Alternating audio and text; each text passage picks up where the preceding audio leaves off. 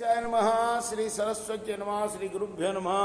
భక్తులారా, సత్సంగంలో భాగంగా ఇప్పుడు మనం రామాయణం నుండి కొంత భాగం చెప్పుకుందాం. నిన్నటి వరకు మనం బాలయోధ్యారణ్య కిష్కింద సుందర యుద్ధకాండాలు పూర్తి చేశాం. ఉత్తరాఖండ్లోని 52వ సర్గ వరకు చెప్పుకున్నాం. ఈ రోజున 53వ సర్గని ప్రారంభం చేద్దాం. ప్రారంభించే ముందు వాల్మీకి మహర్షిని ప్రార్థన చేసుకుందాం. కూజంతం రామ రామేతి మధురం మధురాక్షరం ఆరుహ్య కవితా శాఖాం వందే వాల్మీకి కోకిలం. అంజనానందనం వీరం జానకీ శోకనాశనం జపీశమక్షంతారం వందే లంకాభయంకరం. సదా నింబవృక్షస్య మూలాధివాసాత్ సుధాశ్రావిణం తిక్తమప్యప్రియంతం తరుం కల్పవృక్షాధికం సాధయంతం నమామీశ్వరం సద్గురుం సాయినాథం సమర్థగురు साईनाथ महाराज की जय.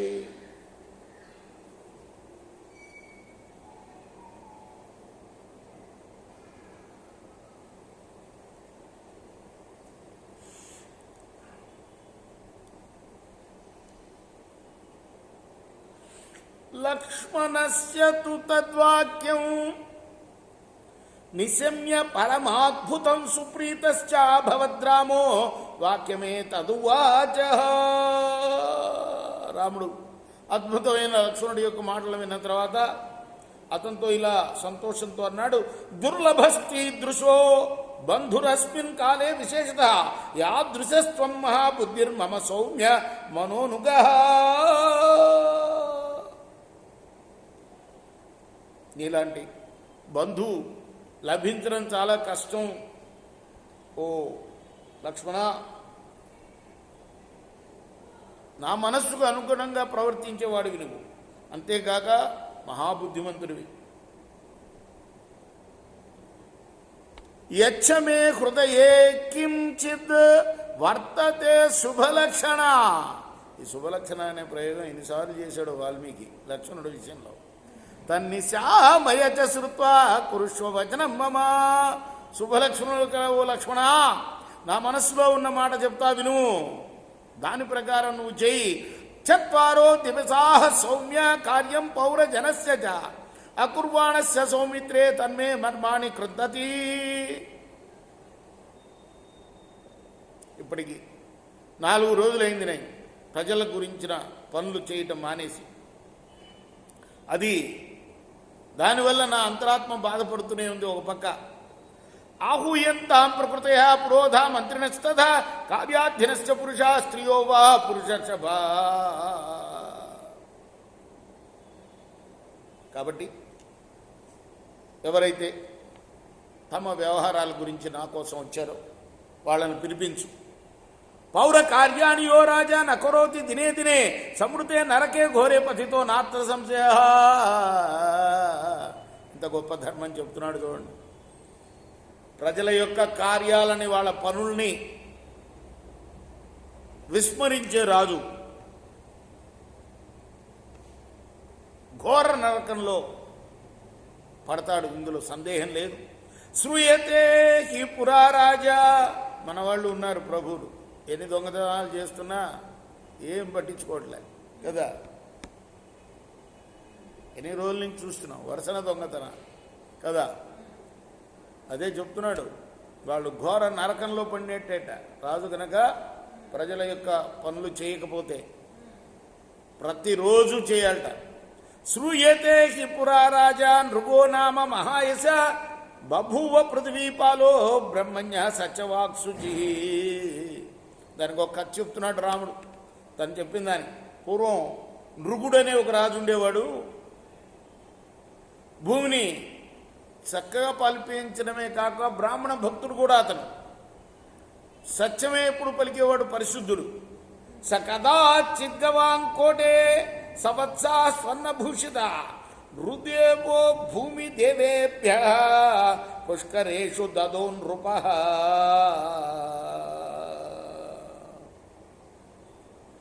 ఒకప్పుడు ఆ రాజు ఏం చేశాడంటే, లేక దూడలతో కూడిన బంగారం చేత అలంకరింపబడిన ఆవును దానం చేస్తే ఇలా చేయాలని శాస్త్రాలని ఘోషిస్తున్నాయి. దాని నూపురాన్ని బంగారపు తోట అలంకరించాలట. అది దానికి లేగదూడ కలిగి ఉండాలట. కొత్తగా ఈయన ఆవు ఉంటుందే, ఆ ఆవు దూడ, లేగదూడ ఉన్న ఆవు, దాన్ని దానం చేయాలట. అంటే పాలు బాగా ఇస్తుంది అని అర్థం, అంతే కదా. అలా దానం చేశాడు కోట్ల కొలది ఆవుల్ని బ్రాహ్మణులకి. తదా సంగాద్గతా ధేను సవత్సా స్పర్శితానగా బ్రాహ్మణస్యాహిత్యాగ్నేస్తు దరిద్రస్యోంచవర్తినః.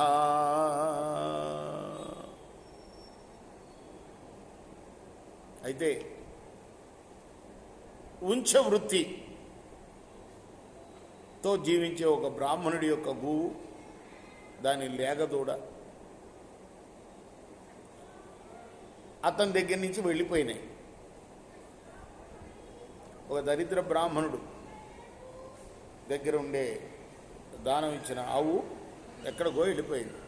స నష్టాంగాం క్షుధార్తో వై అన్విష్యం తత్ర తత్ర నాపశ్యత్ సర్వరాష్ట్రేషు సంవత్సరగణాన్ బహు. ఆవు కోసం అంతటా వెతికాడు ఆయన, అనేక సంవత్సరాలు వెతికాడు, కానీ అది కనపడలా. తత కనకలం గత్వా జీర్ణవత్సాన్ని రామయాన్ దదృశేతాం శ్రీకాంతేను బ్రాహ్మణస్య నివేశిని. ఆ తర్వాత అతడు కనకలం అనే ప్రదేశానికి వెళ్ళి అక్కడ ఒక బ్రాహ్మణుడి ఇంట్లో ఆరోగ్యంగా ఉన్న తన ఆవును గుర్తుపెట్టాడు, చూశాడు. దాని దూడ మాత్రం దుర్బలంగా ఉంది. అధతాన్నామధేయేన స్వకే నోవాచ బ్రాహ్మణ ఆగత్య సబలేత్యేవం సాతు శుశ్రూవకౌ స్వరం. ఆ తర్వాత బ్రాహ్మణుడు సబలా రా అని పిలిచాడు. దాని పేరు కూడా పెట్టాడనమాట దాని దగ్గర ఉన్నప్పుడు. అది ఆ స్వరం వినింది. తస్య తం స్వరమాజ్ఞాయ క్షుధార్తస్య దిజస్య వై అన్వగాత్ పృష్ఠతః సా గౌర్ గచ్చంతం పావకోపమం. అతను వెనకనే వెళ్ళింది ఆ పిలుపు వినిన తర్వాత. యోపి పాలయతే విప్రసోపి గామనవగాధృతం గత్వాచ తం ఋషిం చేస్తే మమ గౌరితి సత్వరం. ఆ గోవును పాలిస్తున్న బ్రాహ్మణుడు కూడా శీఘ్రంగా గోవు వెంట వెళ్ళాడు. తొందరగా వెళ్ళి ఆ ఋషితో ఇది నా గోవు అని పలికాడు. అంటే ఎవరి దగ్గర అయితే ఆ గోవు ఉందో గోవును పిలవంగానే ఈ దరిద్ర బ్రాహ్మణుడు వెంట వెళ్ళింది అది. అతను వచ్చి ఇప్పుడు ఎక్కడైతే ఆ గోవు ఉందో అతను వచ్చి ఇది నా గోవు అయ్యా అన్నాడు అతనితో. స్పర్శిత రాజసింహేన మమ దత్తానృగేణ తయోర్బ్రాహ్మణయోర్వాదో మహానాసీ విపశ్యతో. నృగమహారాజు ఈ గోవును నాకు దానం ఇచ్చాడు అని చెప్పాడు అతను. అంటే ఇతను దానం తీసుకున్నవాడు కాదనమాట, మనం పొరపాటుగా చెప్పుకున్నాం. ఇతను గోవు ఇది తప్పిపోయి రాజు గోవుల్లో కలిసింది. రాజు దాన్ని ఇతనికి ఇచ్చాడు దానం. అక్కడ చూశాడు ఇతను, వాళ్ళిద్దరికి పెద్ద గొడవ జరిగింది. వివదంతో తతోన్యోన్యం దాతారమభిగే జగ్మతు తౌ రాజభవన ద్వారి ప్రాప్త నృగశాసనం. వాళ్ళిద్దరు కూడా మెల్లగా రాజద్వారం దగ్గరికి వచ్చారు. వాళ్ళు కొట్లాటిని పరిష్కరించమంటారు రాజు బాధ్యత కాబట్టి. అహోరాత్రాన్యనే కానీ వసంతో క్రోధమీయతు ఊచతుశ్చ మహాత్మానో తౌభో ద్విజ సత్తమో క్రుద్ధో పరం సంతప్తో వాక్యం ఘోరాభిసంహితం. మహాత్ములైన బ్రాహ్మణులు ఇద్దరు కూడా అక్కడే ఉన్నారు చాలా రోజులు. కానీ రాజుగారి ఇంటర్వ్యూ దొరకలేదన్నమాట. అర్థినాంకారి సిద్ధ్యర్థం యస్మాత్ త్వన్నైషి దర్శనం అదృశ్య సర్వభూతానాం కృకలాసో భవిష్యసి. వెంటనే శాపం ఇచ్చారట. ఏ ప్రాణులకి కనబడిని తొండగా మారిపోదువుగాక అని. బహువర్ష సహస్రాన్ని బహువర్ష శతాని చ శుభ్రేత్వం కృకలీభూతో దీర్ఘకాల నివత్సతి ఉత్పత్స్యతే హి లోకేస్మిన్ యదూనాంకితవర్ధః వాసుదేవ ఇతి ఖ్యాతో విష్ణు పురుష విగ్రహ సతే మోక్షయతే శాపాద్ రాజాం తస్మాత్ భవిష్యతి కృతాచతేన కాలేన నిష్కృతిశ్చ భవిష్యతి. భారావతరణార్థం హి నరనారాయణో భౌ ఉత్పత్స్యతే మహావీర్యో కలో యుగ ఉపస్థతే. ఏవంతో శాపముత్సృజ్య బ్రాహ్మణో విగతజ్వరో తాంగాం హి దుర్బలాం వృద్ధాం తతతుర్బ్రాహ్మణాయ వై.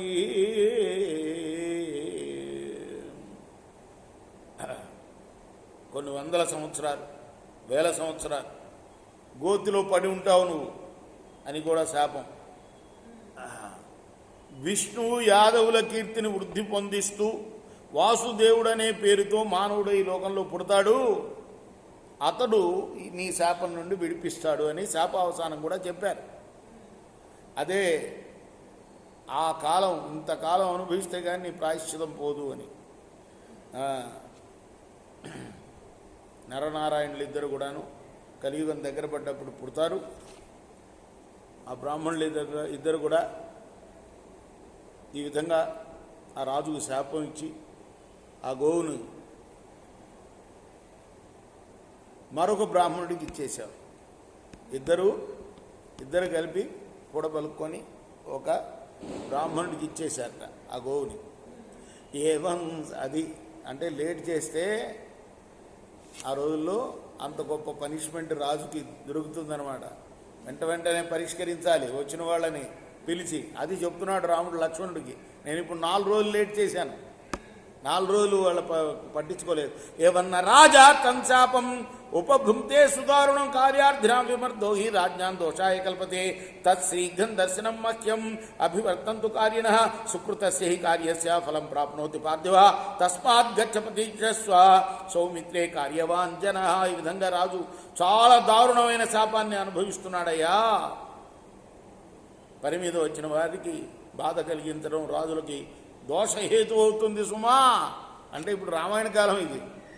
వాడు ఆ తొండగా పడి ఉండి ద్వాపర యుగం అంతం వరకు వేచి చూడాలన్నమాట. అర్థమైందా? ఇప్పుడు అనుభవిస్తున్నాడయ్యా అతను. అందువల్ల ఎప్పుడైనా సరే రాజు దగ్గరికి వచ్చిన వాళ్ళు వెంటనే వాళ్ళ యొక్క దర్శనాన్ని పొందాలి. రాజు యొక్క దర్శనం, వాళ్ళ కార్యం సఫలం అవ్వాలి లక్ష్మణ. అందువల్ల నువ్వు వెళ్ళి కార్యార్థులై వచ్చిన వాళ్ళని అందరినీ కూడా ఒకసారి చూడవయ్యా అని ఆదేశించాడు. ఇది చార్షే శ్రీమద్ రామాయణ ఆది కావ్య ఉత్తరకాండే 53 సర్గ 53వ సర్గ పూర్తి చేసాం. ఇవాళ రేపు 54వ సర్గ చెప్పుకుందాం. కృష్ణార్పణమస్తు. సాయి కృష్ణార్పణ.